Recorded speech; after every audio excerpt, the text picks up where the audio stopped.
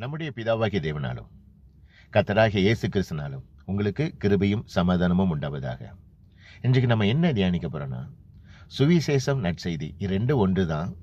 இந்த சுவிசேஷம் நற்செய்தி என்றால் என்ன என்பதை குறித்து வேத வசனத்தின் அடிப்படையில் இன்றைக்கு நான் உங்களோட தியானிக்க போறேன். ரோமர் 15வது அதிகாரத்தில் அப்போஸ்தலனாகிய பவுல் சொல்லியிருக்கிறாரு, நான் உங்களிடத்தில் வரும் பொழுது கிறிஸ்துவனுடைய சுவிசேஷத்தை சம்பூர்ணமாக ஆசீர்வாதத்தோடு நான் உங்களிடத்தில் வருவேன். நான் இந்த கிறிஸ்துவனுடைய சுவிசேஷத்தை பூரணமாய் உங்களிடத்தில் நான் பிரசங்கித்திருக்கிறேன். இதுக்கு என்ன அர்த்தம்னா, அப்போஸ்தலனாகிய 20வது அதிகாரத்தில் சொல்லப்பட்டிருக்கிறது, எல்லா ஜனத்துடைய இரத்த பலிகளுக்கு நான் நீங்களாக்கி நான் சுத்தமாய் இருக்கிறேன் என்பதை உங்களை குறித்து நான் சாட்சியாக வைக்கிறேன். நற்செய்தினா என்ன? லூக்கா 2வது அதிகாரத்தில் இயேசு கிறிஸ்து பிறக்கும் பொழுது தேவதூதர்கள் மேய்ப்பர்களை பார்த்து சொல்றாரு, பயப்படாதிருங்கள், இதோ எல்லா ஜனத்துக்கும் மிகுந்த சந்தோஷத்தை உண்டாக்கும் நற்செய்தியை உங்களுக்கு அறிவிக்கிறேன். சுவிசேஷனா என்ன என்பதை குறித்து 1 கொரிந்தியர் 15வது அதிகாரத்தில் அழகா விளக்கம் கொடுத்திருக்கிறாங்க. என்னன்னா, அப்போஸ்தலனாகிய பவுல் சொல்றாரு, நான் உங்களுக்கு சொன்ன இந்த சுவிசேஷத்தின் பிரசங்கத்தை மறுபடியும் உங்களுக்கு நான் சொல்லுகிறேன். நீங்கள் இதை கேட்டு கை கொண்டு நடவுங்கள், அதிலே நிலைத்திருங்கள். நீங்கள் இதை கை கொண்டு நிலைத்திரானால் நீங்கள் ரட்சிக்கப்படுவீர்கள். நீங்கள் நிலைத்திராவிட்டால் உங்கள் விசுவாசம் விருதாவா இருக்குமே.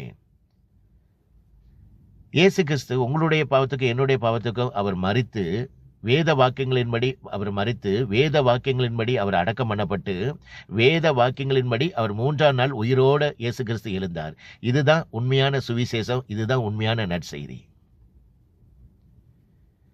இந்த சுவிசேஷம் மத்தேயு 1வது அதிகாரத்தில் சுவிசேஷம் இயேசு கிறிஸ்து இந்த உலகத்தை எதுக்காக வந்தார்னா, தமது ஜனங்களின் பாவங்களை நீக்கி ரட்சிப்பதற்காக தான் இயேசு கிறிஸ்து உலகத்தில் வந்தார். மத்தேயு 1வது அதிகாரத்தில் சொல்லப்பட்டிருக்கிறது.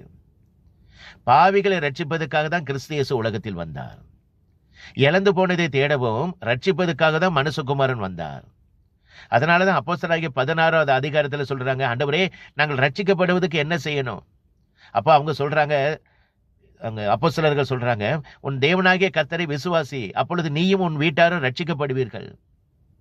யோவான் 14வது அதிகாரத்தில் இயேசு கிறிஸ்து சொல்றாரு, நானே வழியும் சத்தியமும் ஜீவனுமாய் இருக்கிறேன், என்னை அல்லாமல் ஒருவனும் பிதாவினிடத்தில் வரான்.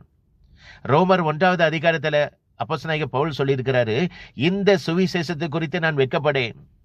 முன்பு யூதரிலும் பின்பு கிரேக்கரிலும் நான் இந்த சுவிசேஷத்தை நான் பிரசங்கித்திருக்கிறேன்.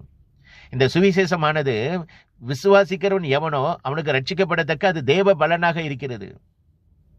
வெளிப்படுத்தல் 21வது அதிகாரத்தில் சொல்லப்பட்டிருக்கிறது, தீட்டு, அருவருப்பு, பொய் சொல்லுகிற யாவரும் பரலோக ராஜ்யத்தில் பிரவேசிக்க முடியாது.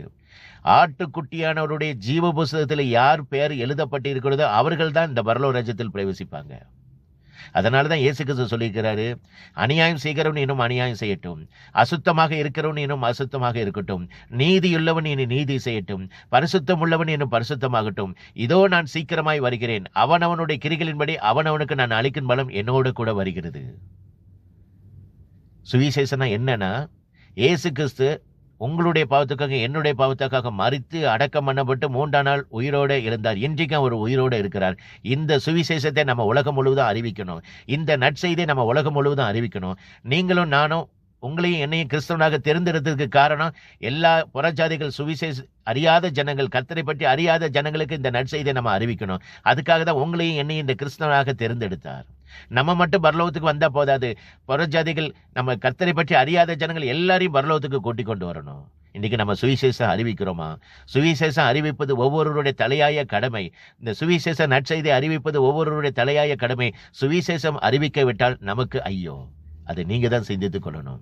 இந்த உலகத்தில் உண்மையான தெய்வம் இயேசு கிறிஸ்து ஒருவர் மட்டுமே. இயேசு கிறிஸ்து சீக்கிரத்தில் வரப்போகிறார். உங்கள் பாவத்தை விட்டு மனம் திரும்புங்கள், பரலோக ராஜ்யம் சமீபத்தில் இருக்கிறது. கர்த்தருக்கே மகிமை உண்டாவதாக. ஆமேன். அல்லேலூயா.